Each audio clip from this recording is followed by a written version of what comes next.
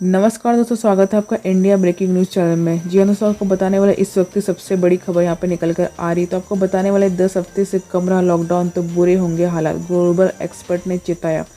तो आपको बता दें, कोरोना वायरस के संक्रमण को रोकने के लिए भारत में इन समय 2 चरणों में 40 दिनों का लॉकडाउन है और लोग जल्द से जल्द 3 मई का इंतज़ार कर रहे हैं कि देश में लॉकडाउन खत्म हो। लेकिन दुनिया की अग्रणी मेडिकल जर्नल लांचे के editor in chief Richard Horton का कहना है कि भारत को लॉकडाउन हटाने की जल्दबाजी नहीं करनी चाहिए, बल्कि कुल 10 हफ्तों के लिए लॉकडाउन किया जाना चाहिए। तो आपको बता दें, भारत में इस समय लॉकडाउन का दूसरा चरण चल रहा है, जो 3 मई को ख़त्म होने वाला है। लोगों को उम्मीद है कि 3 मई के बाद लॉकडाउन से निजात मिल जाएगी। हालांकि इंडिया टुडे टीवी के साथ खास बातचीत में रिचर्ड हार्टन ने एक सुझाव दिया कि भारत को लॉकडाउन हटाने की जल्दबाजी नहीं करनी चाहिए और उसे कम से कम 10 हफ्ते का लॉकडाउन पर विचार करना चाहिए। तो बढ़ते हैं अगली बड़ी खबर की तरफ। तो बता दें, दिल्ली में कोरोना वायरस के 92 नए केस, अब तक 48 मरीजों की मौत हो चुकी है। तो आपको बता दें, राजधानी दिल्ली में भी कोरोना का कोहराम जारी है। यहाँ पर हर रोज़ केस बढ़ते ही जा रहे हैं।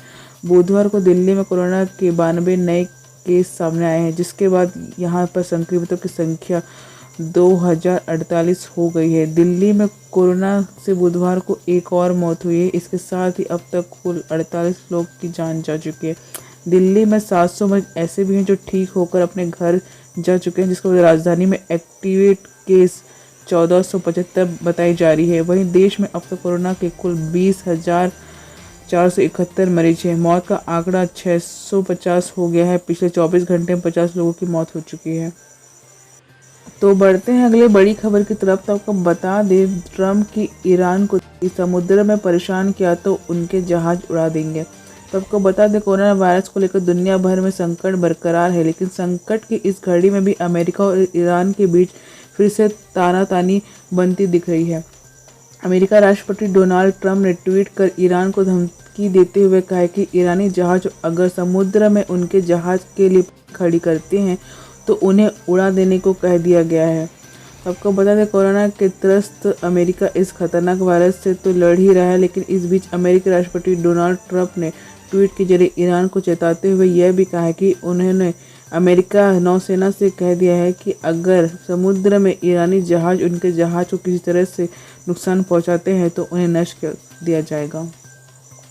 तो बढ़ते हैं अगली बड़ी खबर की तरफ। तो आपको बता दें, केंद्र पेट्रोलियम और प्राकृतिक गैस मंत्री धर्मेंद्र प्रधान ने कोरोना के खिलाफ चल रही मुहिम में डिलीवरी बॉय की अहम भूमिका बताई है।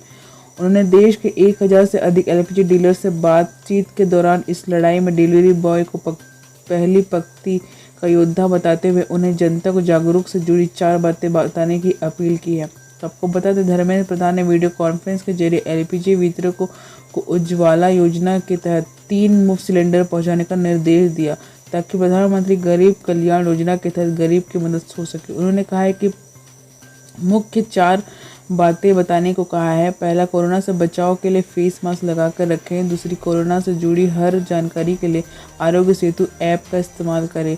और तीसरा, हाथों की सफाई पर खास ध्यान दें। और चौथा, सबसे अहम, कोरोना को हराने के लिए सोशल डिस्टेंसिंग का पालन करें। तो बढ़ते हैं अगली बड़ी खबर की तरफ। तो आपको बता दें, बिल गेट्स का पीएम मोदी को खत। तो आपको बता दें, कोरोना को लेकर तमाम देशों की अलग अलग तरह की रणनीति है और वे अपने तरीके से इस महामारी को रोकने में जुटे हैं। भारत ने भी इस महामारी को देश में फैलने से रोकने के लिए रणनीति बनाई है। इस कड़ी में 24 अप्रैल को लॉकडाउन का ऐलान किया गया था। तो आपको बता दें, अब प्रधानमंत्री नरेंद्र मोदी के कोरोना से निपटने के प्रयासों की तारीफ भी हो रही है। माइक्रोसॉफ्ट कंपनी के संस्थापक बिल गेट्स ने पीएम मोदी को पत्र लिखकर कोरोना महामारी के खिलाफ उनकी तैयारियों की तारीफ की है। तो आपको बता दें, उन्होंने खत में पीएम मोदी के नेतृत्व में कोरोना महामारी को लेकर सरकार के उठाए कदमों को सही बताया है। उन्होंने कहा है, मैं कोरोना महामारी के संक्रमण को रोकने के लिए आपके नेतृत्व में साथ साथ आपकी और आपकी सरकार के सक्रिय कदमों की सराहना करता हूं। तो बढ़ते हैं अगले खबर की तरफ। आपको बता दें, रामदास अठावले के बंगले पर तैनात कांस्टेबल को हुआ कोरोना। तो आपको बता दें, महाराष्ट्र में वीआईपी बंगलों पर तैनात मुंबई पुलिस के जवान कोरोना की चपेट में आ रहे हैं। मुंबई केंद्रीय सामाजिक न्याय अधिकारिता मंत्री रामदास अठावले के बंगले पर तैनात एक कांस्टेबल कोरोना पॉजिटिव पाया गया है। तो आपको बता दें मंगलवार को मुख्यमंत्री उद्धव ठाकरे के मालाबार हिल्स पर तैनात 2 महिला पुलिसकर्मी भी कोरोना पॉजिटिव पाई गई हैं। इसके बाद वहां तैनात 6 पुलिसकर्मियों को क्वारंटाइन कर दिया गया है। महाराष्ट्र सरकार के मंत्री जितेंद्र आवारे के निजी सुरक्षा कर्मी भी कोरोना पॉजिटिव पाए गए हैं। तो बढ़ते हैं अगले बड़ी खबर की तरफ। आपको बता दें भारतीय जनता पार्टी के राष्ट्रीय प्रवक्ता डॉक्टर विजय सोनकर शास्त्री कहते हैं कि प्रधानमंत्री नरेंद्र मोदी ने जिस तत्परता और कुशलता से कोरोना के खिलाफ पूरी देश को एकजुट करके इस राष्ट्रीय संकट में देश का नेतृत्व किया है वह बेमिसाल है।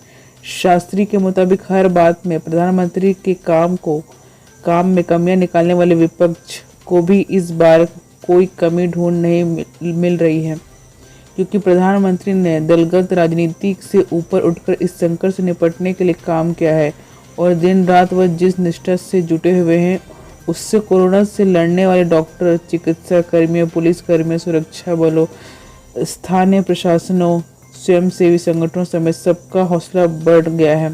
पूरे विश्व हमारे प्रधानमंत्री की प्रशंसा कर रहा है।